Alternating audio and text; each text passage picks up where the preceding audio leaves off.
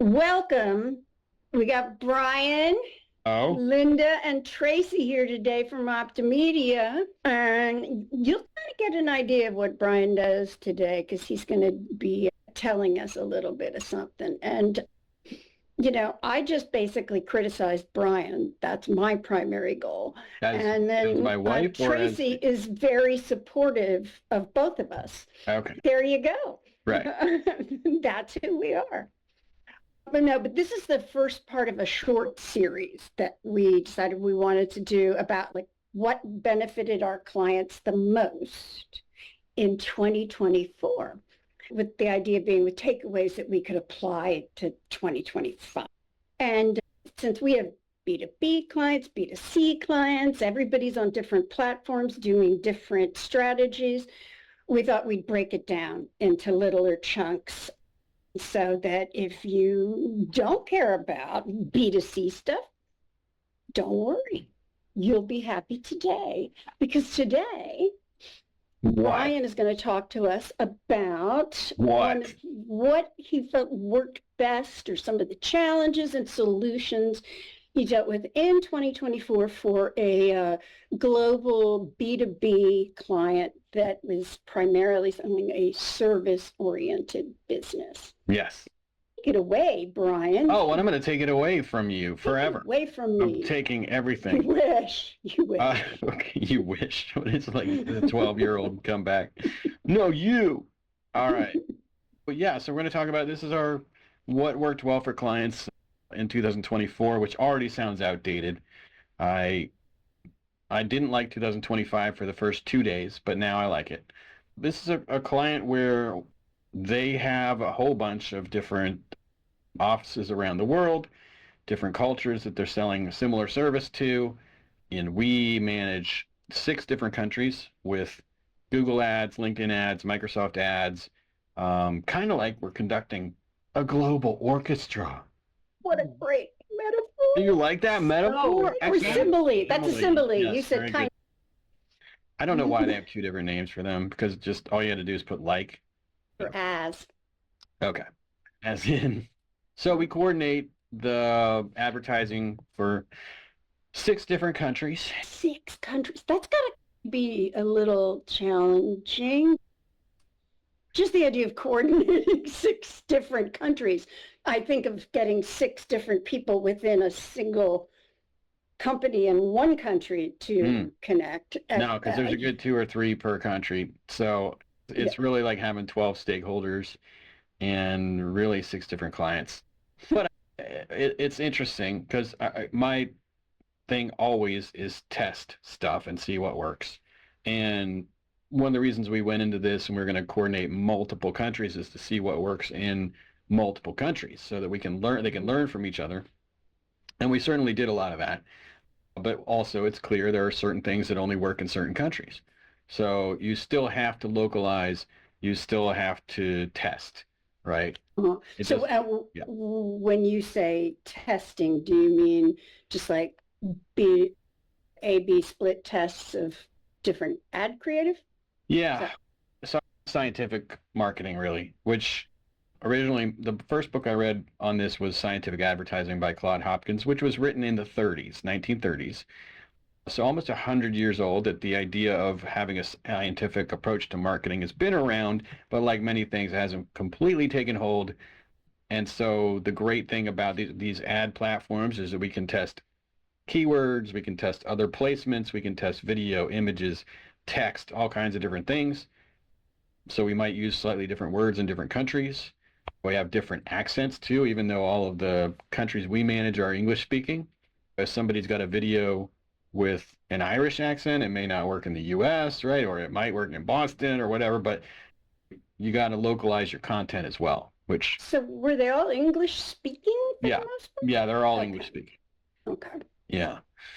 Brian, before we head out of this topic for now, how did it go? So in sheer numbers, initially our goal was to get them more leads, and we certainly did that. And we experimented with lead quality. Like we believed for a while that display ads were not producing quality leads, but when we got rid of those, we got rid of some actual good leads. We found out some lower quality leads have to come in to get more of the higher quality ones. Don't throw the baby out with the bathwater. So we're able to, I believe this year they had doubled the number of leads that they wanted us to get, and they weren't able to increase the budget much. They increased it some. So let's say we increased the budget 20, 30%, but we needed to 100% slash double the, so we actually tripled it. So Nice. that was good. And we've also got to the point where we can see what's their cost per win, per customer. We know that's profitable. What's a win? A win is this depends again, terminology wise, what CRM are you in and so on, because sometimes it's called a win, it's a sale, it's a customer. It might be the same customer coming back for a new, so that's a win. That's one way to generalize it. I see. Yeah. Very good. Pretty impressive. Thanks, Yeah. guys. It sounds like you know what you're doing, Brian. Nah, it just sounds that way. I just make Stop. We just know that we don't. This feel episode is brought to you futzing by around. Apple. No, No, it's not. but they would if they could. If we let them, they would sponsor this. We're We not want going to them. let them. We're not letting Apple sponsor this. No way. We don't wanna no be way. How would that bias us? I don't know. It would make us, because it would bias us towards having so much money, we wouldn't want to do the podcast anymore. So you're testing different creative. Do you test other aspects of the marketing Yeah. stuff? Pretty much just you focused on creative, the differences in creative. Yeah, that's it's what you're typically testing is copywriting, which is text, and Mm. creative, which we're talking about images and videos and things like that. Really, sometimes the bigger challenges are we can come back to testing, but it's really important to have all your tracking nailed down correctly, because Mhm. none of the testing is going to help you if you're not getting accurate data back or complete data back, which is way more complicated than it should be. And it was way more complicated than it should have been like 15 years ago, and now it's worse. So it really helps to have someone who's really, they're focused on analytics.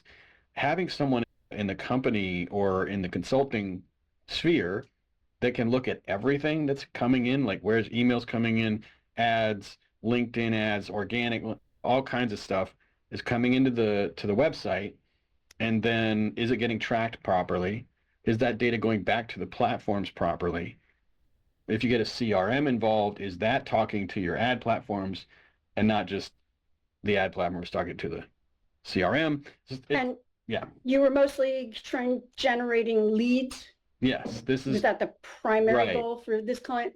Right. Okay. Like many B2B and marketing situation, we're trying to generate leads, and it might be interesting to talk about how, like, one of the ways that we're successful with clients like that is to talk to them about developing that step by step. So it's, hey, are you running ads? No, okay, let's set those up. We set those up, then you're getting clicks, right? Once you're getting clicks, you got traffic. Is it turning into a lead, right? Oh, are we getting enough leads? Is the lead affordable? Great. Is it a quality lead? Then you start having these conversations back and forth between marketing and sales, where sales says the leads aren't good enough or whatever, and marketing says we need some feedback or we need better tracking so we can improve your lead quality. And a lot of times people get stuck there. So it's a teamwork thing, being on the same page with what we're doing and what the current expectations are, the realistic ones, right? And so on. That's all part of being successful with a client like this.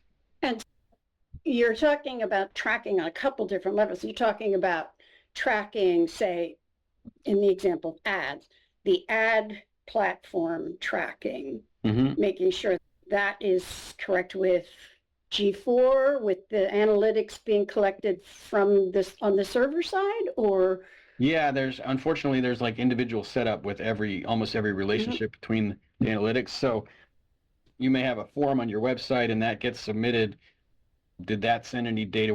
Where did it send the data to, right? Did the fact that it got completed get sent to Google Analytics? Did Analytics have the source data to know that was from ads?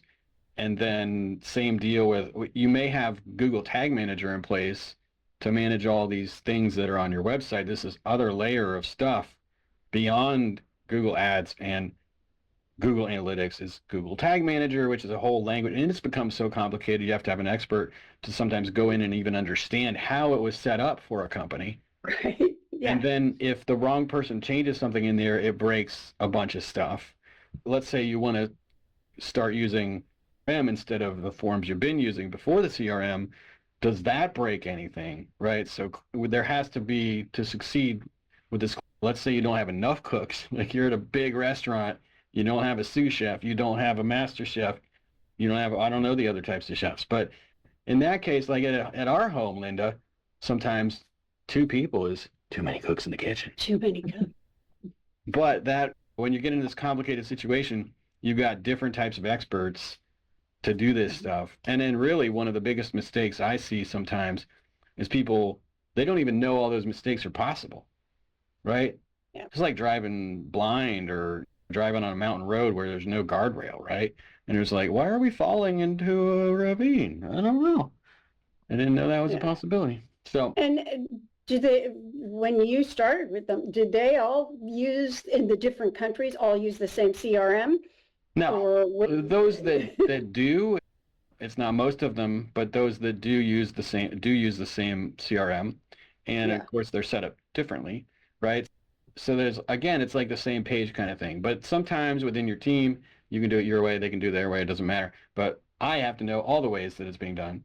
And I see. right, for our team, also getting, it's been really effective to get reporting from them through just Google Sheets because we can find out all the leads and the sources and things like that, and that can be automated to some degree if you want to use things like Zapier to put data into your Google Sheet. But really, it's about, we were able to do a cool analysis this year based on 2024 where we finally could correlate the exact leads to the exact wins, and then you can, that way, because otherwise, let's say your lead time is like 2 months, you could say in January we had great leads, in March we had great sales. Those came from January, right? So are you Right. syncing those up or not? But then when you get into CRM, everybody needs to have access to that data as well so they can do their analyses. And those CRMs, to be on enterprise level, are extremely complicated. So suddenly you've got a database. We had a Google Sheet that has like 12 columns, right, and a row for each lead. Maybe it's got, that sounds like a lot. No, like some of these CRMs have 100 columns of data that things could be in, right? That's right. Tracy, you helped with setting up dashboards and reporting with this client, didn't you? Yeah, So, I did. and so was- you were helping to, pull all that data into one sort of usable for everybody. Yeah, You that talk was about fun. that. That was fun. Your I idea of fun love is building so reports weird. like that. Yeah, it was a lot. There's a lot, and it's funny too because we'll come back and we'll What was in the dashboard? What all was in Yeah. there? I was looking mostly at the organic SEO stuff, to be honest, and there the too. reports I was building. And then I was looking a little bit at the ones that Brian was building. But yeah, it was a lot because you're getting data from so many different platforms and you're trying to connect all those pieces. And Mhm. sometimes you just can't connect the pieces. Yeah. Right, And that's right. when clients get a little frustrated, I think.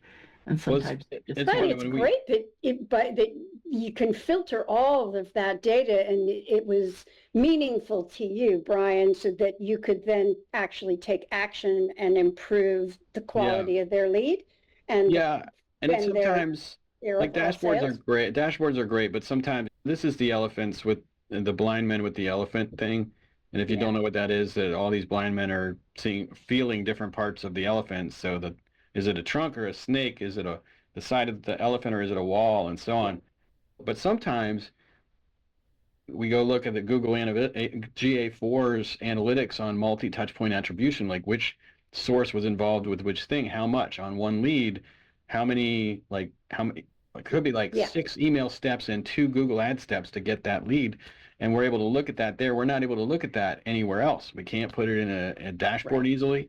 So sometimes that little flashlight from each one helps you see more detail about what's going on. Right. And then there's Right. this, I assemble a picture in my head based on these different things that I know that don't all come together. So dashboards are great and they help to a degree, but they don't, even they won't give you the whole picture. Yeah. Cool.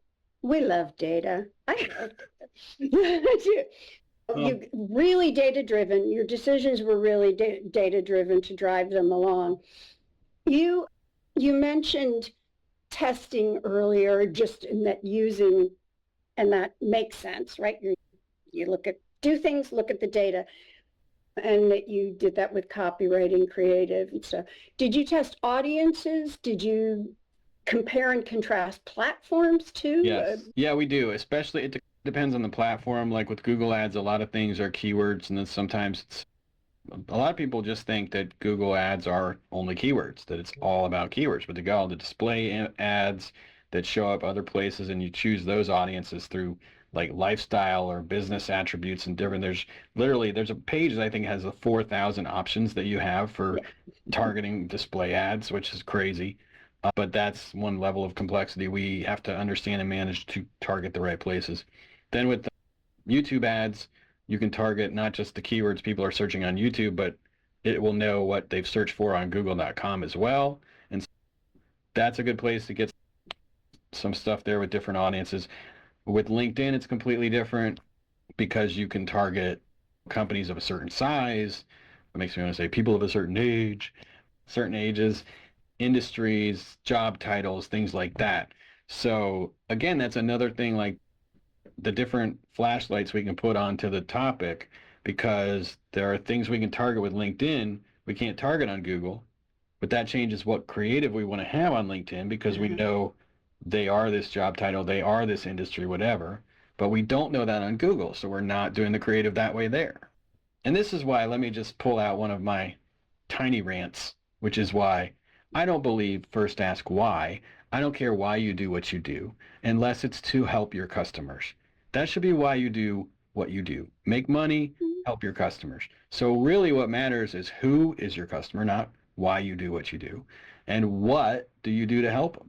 So that's my little who, what, where response to that Do idea. they just ask why, people?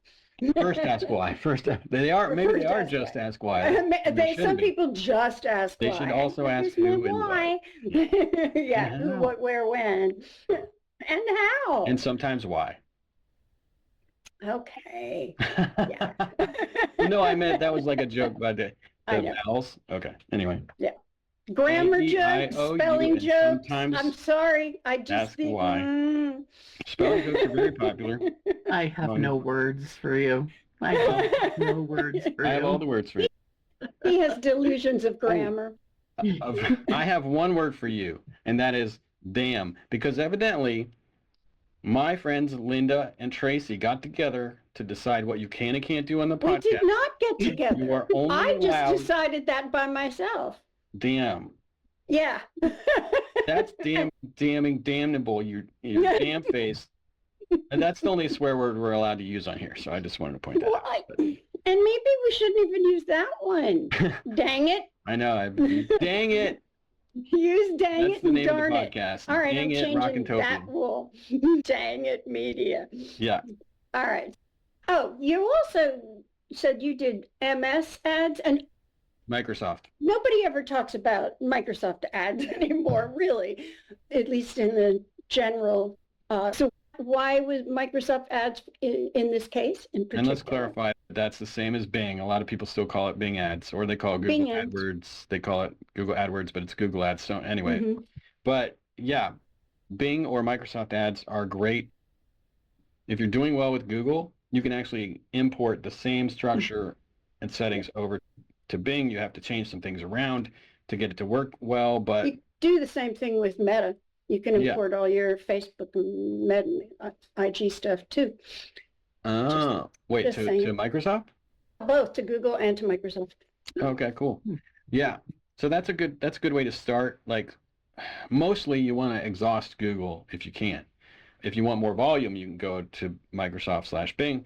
But the other reason you might want to go there is that the people that use Microsoft, they use Bing to search and things like that, are older. They skew older, as you might expect. Some of them are people, I think, who do not know how to use a different browser, and it comes on their computer, and that's what they're using, right? But so maybe they're older, maybe that's good or bad, but they also have more money. In some B2B contexts, Microsoft ads are a good bet. But again, you got to test them. Yeah, and we have another client that primarily because people are looking for the services from work, and so many work systems are Yeah. based systems, and they default. But you had a stat too, Tracy, about why Bing, didn't you? Oh, You I mentioned. have a theory that because the word Google has become a verb, people just automatically default to Google now. Oh, I'll Yeah. Google it. It's not, oh, I'll look that up. It's, I'll Google it. But Yeah. no one goes, oh, I'll Bing that. I think you're But right. The Bing problem is is still 30% of the U.S. search thingy. Yeah, search so volume. that's significant. That's Volume, thank you. That was the word. search. Yeah. My So chair that's- keeps sinking, so I'm very distracted today. I don't know if you've noticed. Might be getting shorter. They're thinking. I'm sinking. Okay. I will say though, there are probably a lot of people who are binging who say that they're Googling because they don't really There just, you go. they're just Right. Who's searching. going to Bing it? I don't want to Bing it. That just No. sounds silly. That just sounds silly. Thank you, Brian. Okay. If you want, so could you want to sum up to like your top two things for this client that you felt like made elevator pitch it? It's That was most it's important. managing complexity well is the thing, because in this case, really taking the time to make sure that their tracking was accurate was a big deal, and it was a big job. A lot of people were involved, and that helped us a lot because you just didn't know for sure what was happening before, and there were a lot of people, different theories about what are happening and so on. So it's hard to move forward until you know exactly what's happening accurately. Mm. So that's a big one. And again, testing everything, communicating well, and being cooperating like a team. Those things make a big difference. The clients we work well with, we do feel like we're on the same team and we're communicating well and all that kind of stuff. That's it. Yeah, Cool. and most importantly, that's one of those things, and we're always talking about what makes a good client and what doesn't make a good client. It's really good when the client buys in on what they're paying us for and the knowledge that we have, so that all of those pieces will come together a little bit more easily. Yeah. Yep. Yeah, and rather than having it be siloed into different departments, or this is the outside people, these are the inside people, is like the communication and getting everybody talking. And even if you're not always talking to this more than one or two people in terms of reporting, I'm always thinking about this is how you can communicate this to your boss or to the C-suite or to, and this is how you can communicate this message about what's working and what isn't to your creative team or to your, and I think that's something that we do very well, is help everybody understand all these complex issues, and that we like synthesizing all that info and all the data.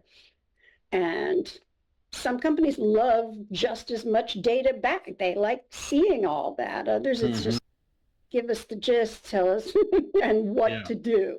So, yeah, cool beans. Cool beans. We still have to talk about B2C yet. And hang on. Let me do the sponsorship. Okay, I was going to say, the end of this podcast was brought to you by today. Oh, okay, well then continue. No, I thought you were going to do it. But you were wrapping up the episode and I interrupted you, so just... Okay, so yeah, I was just saying, we're going to do B2C upcoming and stuff that people who are using Meta, who are using Amazon, who are using LinkedIn, and today's... What are you holding? There's socks? What are you holding? This podcast do your socks brought to you by They're really great. They can keep your feet warm in the winter time. Try socks. Good one. Which is funny because I have, for another episode, I do have one about socks, but today, These are actually Brian's socks that were given to him as a gift oh, for and we're Christmas as immediately, the most thermal, wonderful socks. And the dog also agreed that these were really great socks. I think she was making place to put her paws into there. So, Yeah, I actually was just rolled the tops down and now they are my little footy socks. And I can attest that they are very warm, Brian. It's too bad you don't get to wear them. It is. Okay, Yeah, let me do my episode sponsored by now. You ready? okay. Today's episode was sponsored by paper. Don't forget about paper. Hey, paper's been good to you. And for many millennia, it's been good to all of us for a long, long time. And right now, paper feels a little bit neglected, okay? Oh, sure, it's from trees and it's bad for the environment. Is it though? Is it really? I don't know. And neither does paper. Paper doesn't know anything except books, educating your children, love letters between people during the Civil War, and keeping civilization together. That's what paper knows about. Paper knows you, your children, and even the future. You could send a letter to the future. Guys, listen. Let's not forget about paper. Okay. I have no words again. I know. That sounds like a That's bad all thing. Okay is all I could come up with. No, it was cute. No more very Red cute. Bull for you. Bang. Sorry, I'm with the dogs. This episode is Farty. brought to you by the annoying car ahead of you in the left lane that's not going as fast as the cars in the right lane. But he wants to tell you, listen, it's just a small road and I have to turn left soon. So stop freaking out. This episode is brought to you by a team of barbershops in the Charleston, South Carolina area. Artistic Hair Creations and Hair du Jour. Yes, Hair du Jour. They cut your hair while pouring soup on your head. These three legendary barbershops in Charleston, South Carolina are ready and waiting to give you a modern South Carolina haircut. Artistic Hair Creations and Hair du Jour. Sometimes it takes 3 hair companies to get you there. This episode is brought to you by Automan, the 1983 TV series about a blonde AI man with a British accent who is also a car. His co-star Desi Arnaz Jr. found him fascinating and they solved crimes together. Automan was a thought-provoking TV series, making you really think about things like, if he's a man and a car and you can drive him, what part of Automan are you riding in? It's probably okay. We don't know. Automan. It's not on the air anymore, but watch a few minutes of it. It's not very good. Is that Was that a real show? It was a real show, but he didn't turn into a car. He had a separate thing called Cursor that turned into a car, but it's not as fun. oh, Okay. I No. like it. I like it. Now, yeah, drape everything properly. Make sure your waiting for it. ties are down beneath the. The episode is brought to you by fashion, which is stupid. He was like, I didn't like it. He's changed shirts twice already. Oh, yeah. You missed that. Oh, That, good. Which is a That's- really You really bad thing that you missed that. I mean, jeepers, Trace. Let's You didn't see get to here. consult. No, What? don't do that, Brian. Stop it. No, that's good. I like it. I like it. You seem like an expert in something. There you go. draping.